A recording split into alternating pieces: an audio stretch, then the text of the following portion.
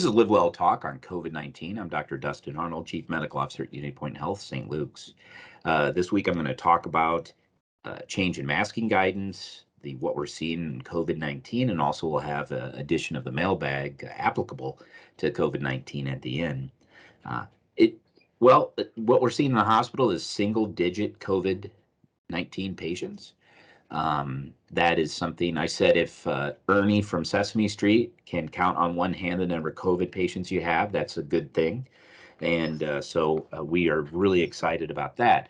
We continue to be busy with other medical surgical stuff because we talked about the tsunami of healthcare that is rolled in or swooped in following the shutdowns last year, and we've discussed that previously. This week, there's been a lot of changes. One, seems like, the focus has been on, obviously, the conflict in Europe, but masking guidance changed from the CDC. And what they did is good. They got away from just the number of cases to the percentage of people that are in the hospital. And so that's coming down. Now, the state of Iowa overall is still in high transmission, but declining. Linn County with the new criteria is medium transmission. So that means that masking in public places is not warranted unless you do it by choice, of course. The degree of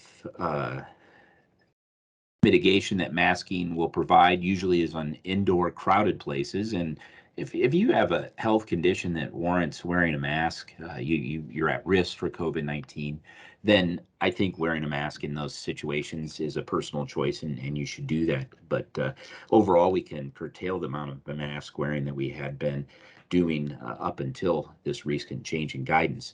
Doesn't apply to the hospitals, nursing homes, or healthcare institutions. Masking is still required. We are coming forward with reducing masking in non-patient care areas, and that's with the new guidance. But patient care areas, masking will continue. As I've said before, is masking the new gloves, where it's just going to be part of healthcare? There is a possibility of that. I think overall we'd prefer to see our patients' face again, as well as them see ours. An interesting thing I did note an interesting occurrence on Monday this week, looking at the admission, that now 70% of the patients admitted to the hospital with COVID-19 are vaccinated. Now, I think people that take that to mean that the vaccines make you more susceptible are missing the point. What's happening is that the Omicron variant, as well as the Omicron cousin variant BA.2, the vaccines and the boosters are not effective against that variant, and so people are getting it, and the highest risk people are getting in the hospital, and the highest risk people have had a previous vaccination. So it's reflecting that. It's not reflecting that the vaccines make you more susceptible, and that's why observational data, like with a pandemic, is always difficult, because it's easy to see true that people are vaccinated, true that people are in the hospital, but are they related? So you say, is it true related, true unrelated? And that's what ongoing studies are required, and observational studies do require some time, over time, to be validated. And that is something that will prove over time. And I think there are a lot of unanswered questions, and we'll know a lot more. We've learned a lot, and I will continue to learn with the pandemic. Did read an article this week I thought was of interest, that they have a patient, they've documented 18 years of natural immunity with SARS-1. And that's another coronavirus, and it'll be interesting to see if we have the same with COVID-2 or SARS-2, COVID-19 over time.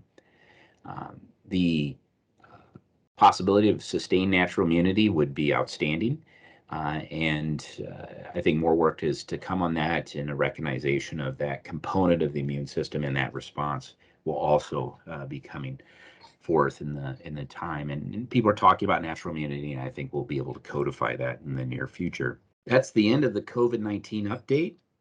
Stick around and we'll be right back with the mailbag.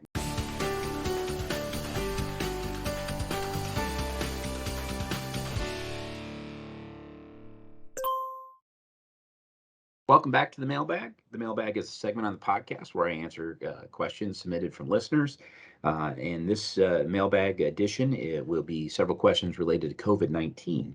Our first question is from Benjamin. How many cases of brain damage linked to COVID have you seen? Is the long-term effect only found in those who had severe cases? They are seeing possible brain injury sustained with severe cases of COVID-19. Now, again, we in the podcast, the COVID-19 update, we talked about true, related or unrelated. So patients do have a degree of brain injury long-term. Patients did have severe COVID-19. Are the two related? We don't know yet. Maybe it's simply related to acute respiratory distress syndrome, which COVID-19 causes. And we've just seen more of that. But that over time, that will pan out. But it is being recorded, even with I can't remember what study I read recently. They even had MRI data that was able to measure difference in brain function following severe COVID-19. And one can imagine, I mean, I've read other articles about post-traumatic stress disorder and other types of illness following extended stays in the intensive care unit. And I think that's an influence on this that might not necessarily be the COVID-19, but just being in the intensive care unit, being sick for that long. The next question is from Erica. Now that Omicron wave seems to be behind us, do you think this will just become a seasonal virus, or do you expect another variant will happen soon? Don't know. Do not know. And every time not every time, most of the time when you try to predict this pandemic and this virus, I think that you get burnt and you get humbled pretty quickly. There is the possibility of a new variant. The variants that have come have become less severe over time, maybe greater degree of transmissibility, but less critical illness developing. Whether or not that becomes endemic, it's really going to determine whether or not there's a source in Asia. So what happens with influenza is that the influenza jumps from animals, particularly like ducks and geese, chickens, maybe, I'm not sure on that one. But the close contact with that gets into the humans and then it circulates and you have this seasonal flu. Will COVID-19 become that?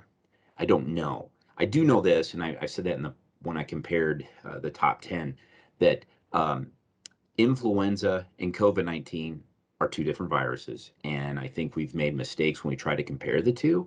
And so I do not think it's a given fact that COVID-19 will become endemic and it'll just be a seasonality to it. I do not think that is proven at this time. And I'm cautiously optimistic that it won't. But if it does, I think we know how to treat it. We have new modalities coming out all the time, and we'll have protocols to prevent hospitalization and subsequently prevent illness. Our next question is from Lauren. With the CDC loosening their mask guidelines, has this changed the hospital stance on masking at all? The CDC changed their guidelines, but CMS did not. The change did not apply to hospitals, healthcare settings, nursing homes, clinics, et cetera. So we still are masking with patient care.